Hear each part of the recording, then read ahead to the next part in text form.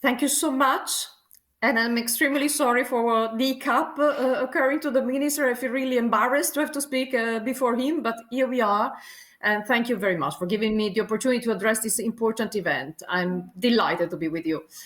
As the European Commission President Ursula von der Leyen put it when she presented the EU recovery package last year, our generation is really facing its own defining moment.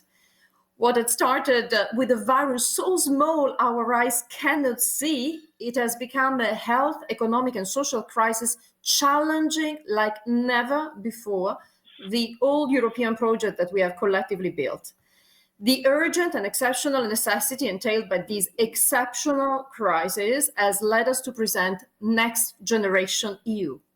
We have taken unprecedented steps to invest in repairing our social fabric, protecting our single market, helping balance sheets across Europe. We have done so with the conviction that it is also our best opportunity to intensify efforts towards a green, digital, and resilient future for the whole of the European Union. Indeed, the European Green Deal will be, as reaffirmed by all our leaders and strongly supported across different political forces, will be the logic underlying the investments for the true recovery that we need.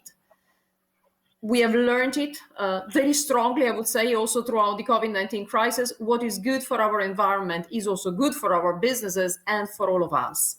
So the mandate that we have received from the European Green Deal is a challenging and requires us to rise to the occasion and use it as an opportunity to find ways to do more with less, more for the planet and for public health with less adverse impacts costing our economies and society so dearly.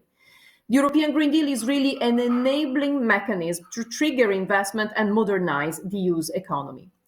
Now, since the COVID-19 pandemic has so tremendously affected the EU, I would say, more traditional growth model, we understand that member states are legitimately considering a fast recovery as their top priority. Yet we believe that this is not the moment to come up with short-sighted reforms that could compromise commitment towards a more sustainable, longer-term prosperity for our future generation. We think now it's rather the moment to set an example of dealing with the ecological and climate crisis whilst building and consolidating Europeans' competitiveness. This requires appropriate, agile, intelligent, and forward-looking use of the Recovery and Resilience Fund. Croatia is the biggest relative beneficiary of the Recovery and Resilience Fund, and thus therefore an exceptional chance to lay the foundation for a sustainable recovery, and in doing so, fully implement European laws to the benefits of nature and people. What do I mean? I mean that the Recovery and Resilience Facility will only support investment and reform that fully respect the Union's priority, the climate and environmental standards, and the precautionary principle of the do not significant harm. We have guidance on how to apply this principle, and we should therefore ensure that the investments made eligible under the Recovery and Resilience Facility really are future-proof and respect this principle. The burden of respecting this principle is primarily on the member states, but the Commission will continue supporting them in finalizing their recovery plans and will help checking that the possible impacts of all the proposed measures indeed respect this principle when we look at their impacts on water, land, air, and biodiversity. Thus, my key message is really that we very much encourage Croatia to take a holistic approach and to try to achieve, with the same euro, as I like to stress, multiple benefits. For example, we see a lot of still to be untapped synergies out of biodiversity and water sectors.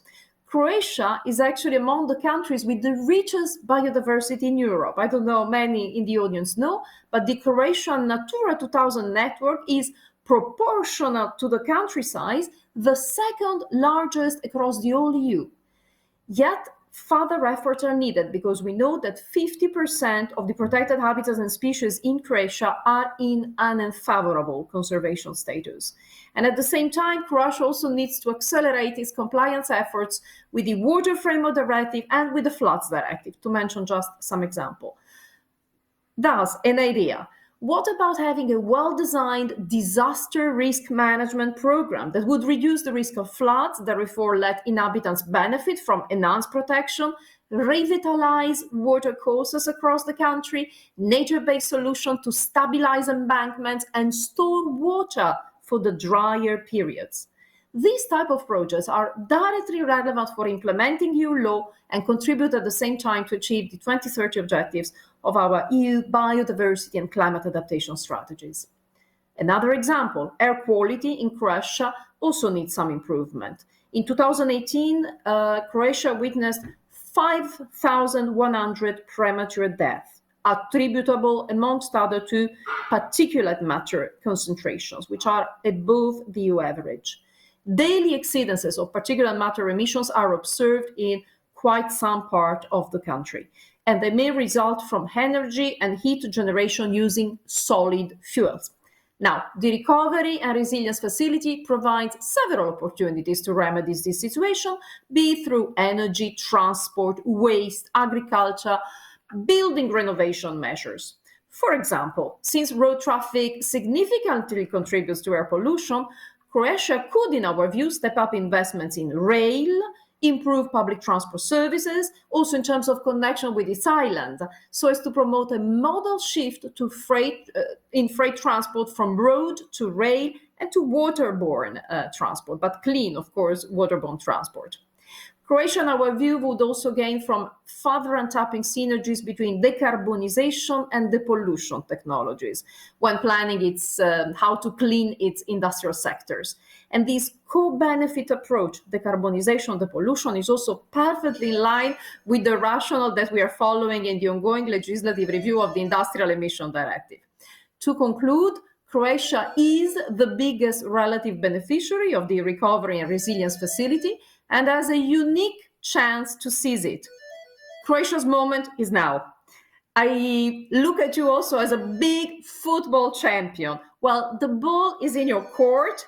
Both the public and us as neutral referee are eager to see you score this goal, a goal that can put your country, your youth, your children on a trajectory towards an increasingly carbon neutral, zero polluted, biodiversity rich and more resource efficient future. We count on Croatia to score this goal and we stand ready to help. Thank you.